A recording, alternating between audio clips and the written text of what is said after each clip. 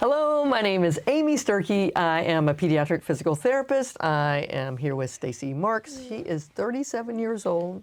She has spastic athetoid cerebral palsy, and she has an incomplete spinal cord injury that affects the right side of her body, C3-C4.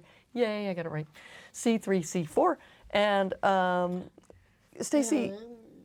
That's correct. Thank you. Stacy was asking me to come back and talk about mental health issues. 50% of adults with cerebral palsy have some sort of mental health issue, but it's really not talked about. Most people try to not talk about it, and I think that snowballs into people thinking that it's not okay to have mental health issues. More people with cerebral palsy have mental health issues than the neurotypical adults. So I think it's just really important that people are brave enough to talk about these issues. There are secondary issues that are related to social and emotional experiences of having cerebral palsy that can impact mental health. And I wanted to talk about a couple of those. One of them is that people with cerebral palsy have more difficulties with getting employment or when working in the workplace, being bullied or not being treated fairly. Have you had those kind of issues?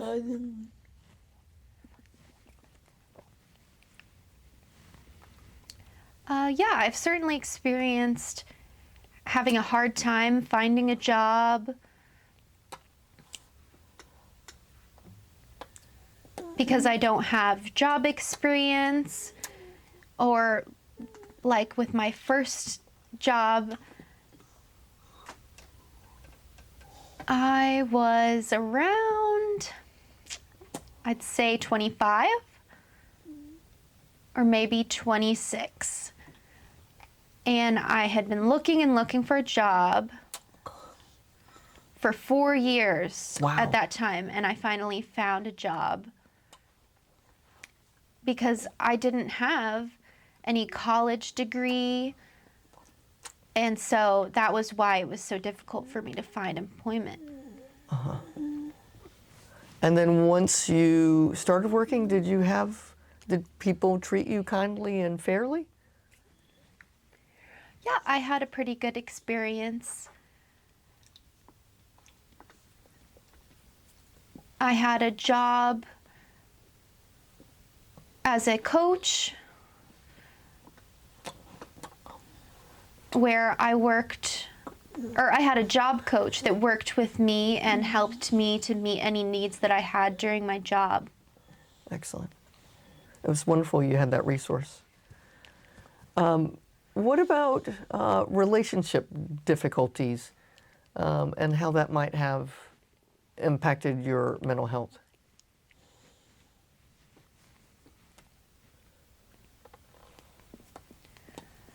Yeah, I've had some experiences, like when I was in middle school.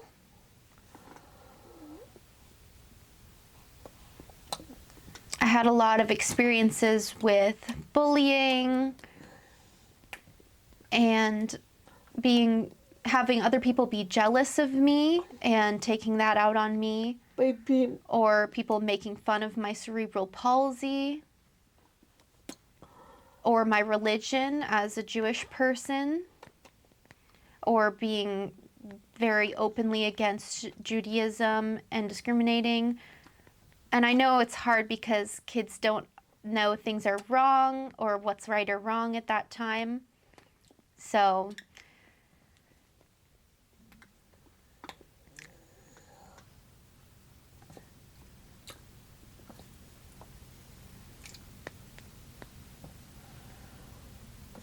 I decided to leave that school in 7th grade, and I entered a program for special education, and I was much happier.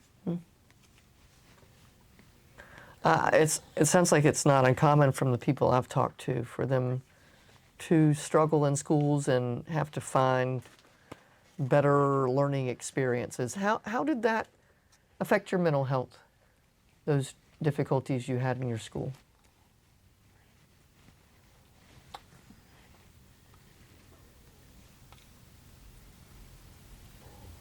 I feel like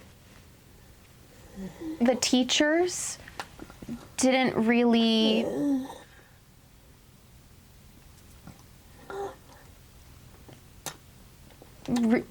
manage the other students or show concern for them bullying me.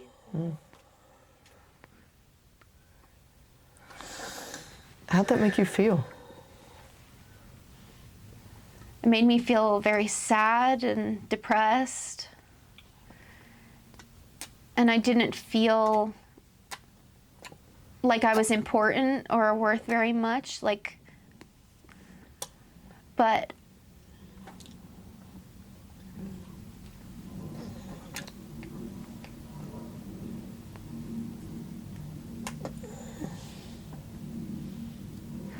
when I was a teenager and I had my bat mitzvah, it's a celebration when a Jewish girl turns 13, I went to that, and that helped me sort of feel a little more confident. When I was a teenager, I felt very happy. That was a very good day for me. And I felt that my faith has always really helped me in my mental health when I feel really sad. It's good that you have that to be able to help you.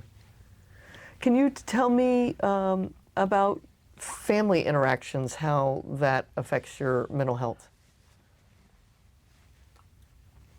Sure. Well, Boom. I'm a mirror twin, so I'm an identical twin with my sister, and previously she has done a lot of traveling, or she's gone to college, and she can be independent and do all of these things by herself. And my life is very different from hers.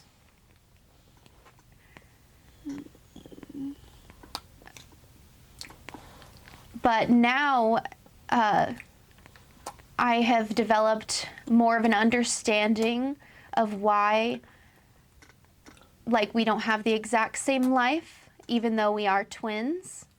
We still have a lot of differences, and we have different lives. And we have different paths, It seems like it would be, for me, I cannot say for you, but it would have taken a lot of counseling for me to have gotten to that understanding, because I would have felt jealous and angry, maybe? How did it make you feel?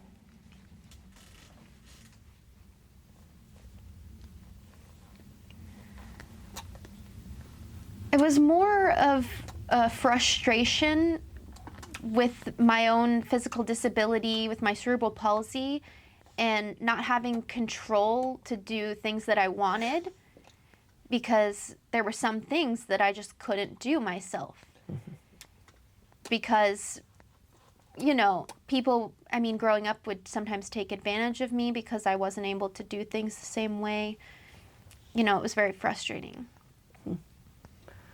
Can you tell me, you need help to do a lot of things, so in some ways you are more dependent on others' help to be able to do what you want. How does that affect your mental health? Yeah, I certainly think it has an impact. Before my spinal cord injury, I was able to do a lot more, but I noticed afterwards I needed a lot more help. And now I understand why I need the help that I do, and to get dressed or to do my hair, everything like that. Personal care and things of that nature. And now I've come to more of an acceptance that that's just part of my life now.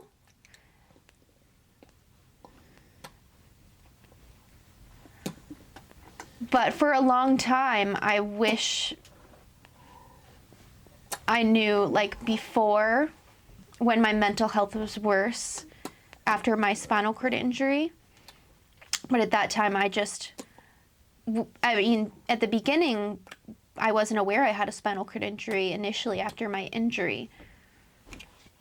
And after I found out, I was like, I wish I had my old life back. I wish I was independent. I wish I could walk again. I wish I could dress myself. I wish I could do my hair, everything, taking a bath.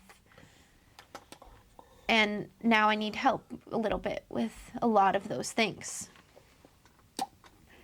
And I need a lot more help than I did before my spinal cord injury.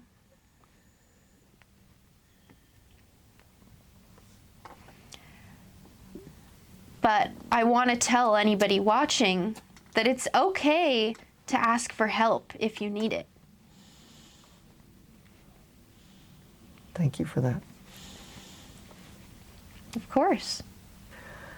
One more thing, and this was not something I saw in the research, but what I hear as I speak to people is how challenging caregivers can be. Finding caregivers, keeping caregivers, having caregivers that care, having caregivers that won't take advantage of them, having caregivers whose attitude doesn't affect their every minute. Tell me your experiences or challenges with caregivers and availability, etc.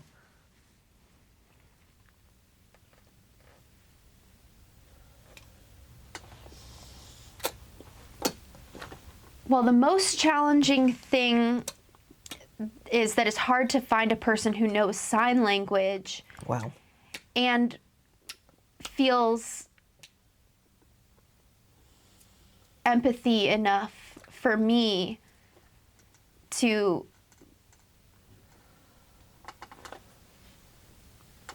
feel comfortable and be very compassionate in their care. And also, they have to know how to help me physically to transfer and meet all of my needs, things that I need help with. So like transferring to the restroom, and also like I live in a group home with challenges with communicating with the staff there because there's a lot of barriers that come up in my living environment. A lot of the time I have to educate them about my spinal cord injury multiple times with different staff. I'll have to educate over and over again. So that staff can understand and like fully get my spinal cord injury. But sometimes they still don't understand. And I have to advocate for myself very aggressively. I think self-advocacy is so important. I have to know my own rights. It sounds like you've done so much self-work. Certainly, yeah. I am just so happy that we can have your perspective, as you're willing to share it, about how your life is and how all of these things impact a person who has cerebral palsy's mental health and emotional health and behavioral health, and how that impacts your day-to-day. Thank you so much for being willing to share, and I think it takes such bravery to talk about these issues. Thank you, and I hope this is helpful for people who've watched this video, and we'll look forward to talking to you next time. Thanks a lot. Bye. Bye. If you liked this video and would like to be notified by email when the next video comes out, click the subscribe button here and click the golden bell icon and ensure notifications are enabled on your account.